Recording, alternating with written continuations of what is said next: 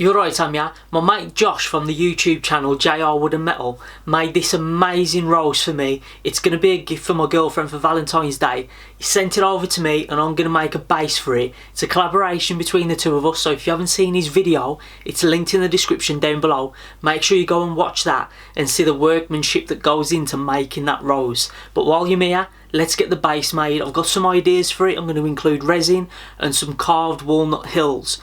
Wish me luck. So this is my starting point. I brought a glass dome off eBay and luckily it made it to me in one piece. And I've also gone ahead and glued up a couple of pieces of beech just to make roughly a 10-inch square.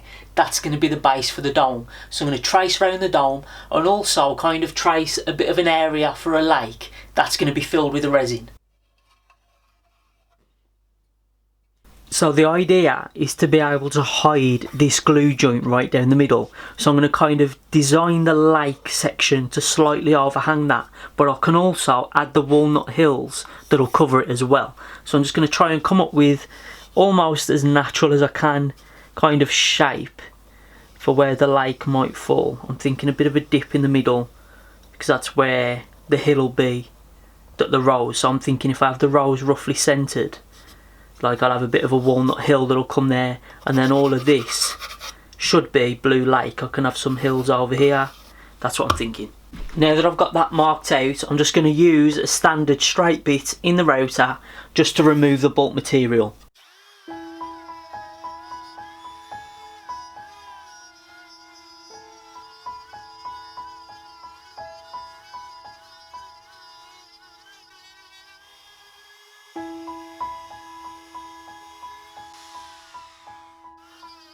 I also carved a slightly deeper section in the middle to try and make it look as if the resin lake was deeper in the middle too.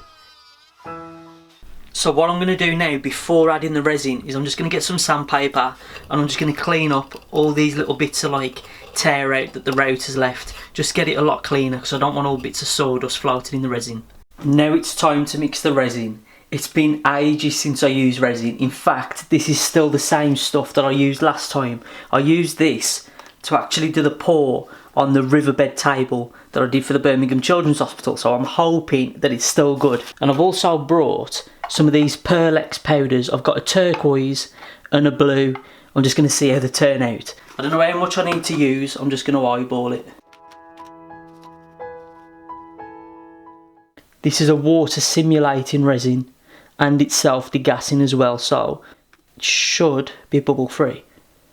I'm going to leave it at 60 grams to keep it easy, so now I know I only need to put in 30 grams of the hardener.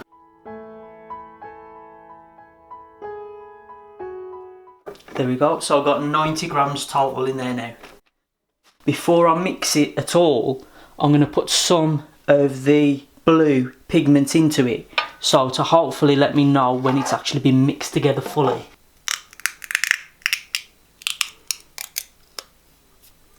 Oh wow, that is blue. You can always add more, you can never take away.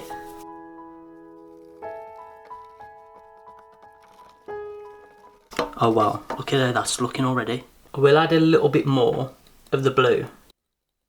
I can see why people get addicted to using resin. It's stunning. Now let's add some of that turquoise. No, I just want a little bit of this, and I'm not going to mix it as much and hope that you can see the difference in contrast. Hopefully. Not really. Never mind. It's lightened it up a little bit.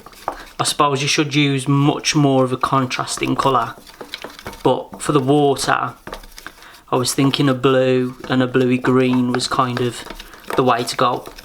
So let's just mix it properly.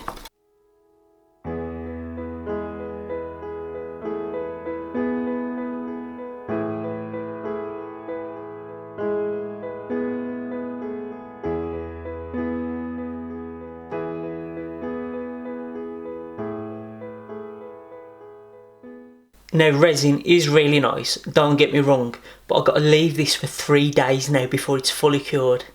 Maybe I won't get into resin after all. So now that the resin's set, it's time to cut out the circle. Now, to try and get a perfect circle, I'm using a trammel on the rotor. This is just a scrap piece of plywood that I've drilled holes through to be able to mount it to my rotor's base, and then I've drilled a hole to make sure that it matches up with the centre of this to cut out the circumference. For it to be able to travel, I'm going to have it go around on a 6mm drill bit. So this bit will go through from the back, then that will ride in the hole in the centre, and it will spin round and hopefully cut a perfect circle.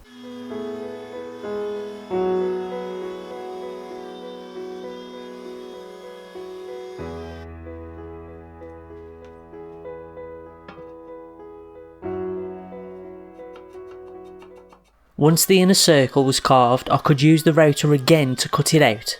This time I moved the pivot point so the rotor would cut a larger circle. Multiple passes made it all the way through. So now that I've got the base done, it's cut out to a circle, I've eased over the edges top and bottom just around this outside edge.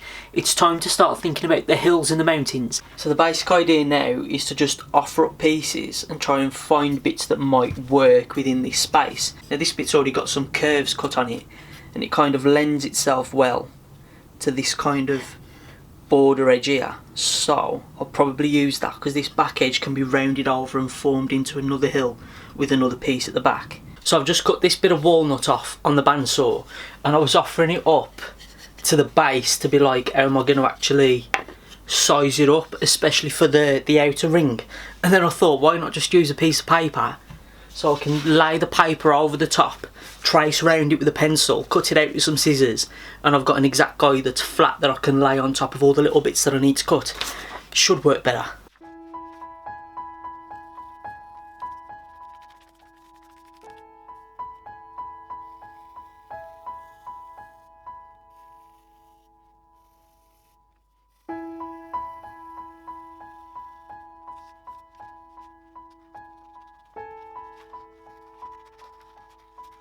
It's close enough.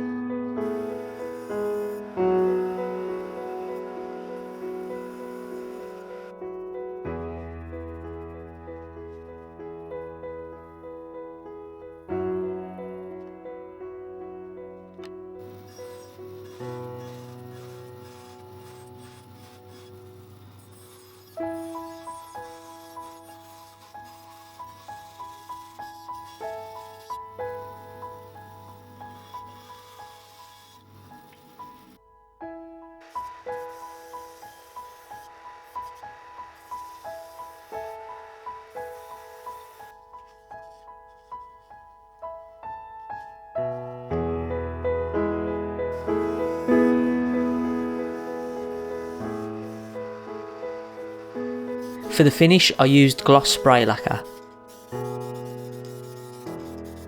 Before gluing the hills in place, I first stained where there may have been the lighter wood visible. This will help disguise any gaps. The painter's tape will leave some of the wood free from finish, so the glue will adhere better. To glue the hills in place, I used both wood glue and super glue. Wood glue for its strength and super glue for its fast holding time. The super glue will hold them in place while the wood glue dries.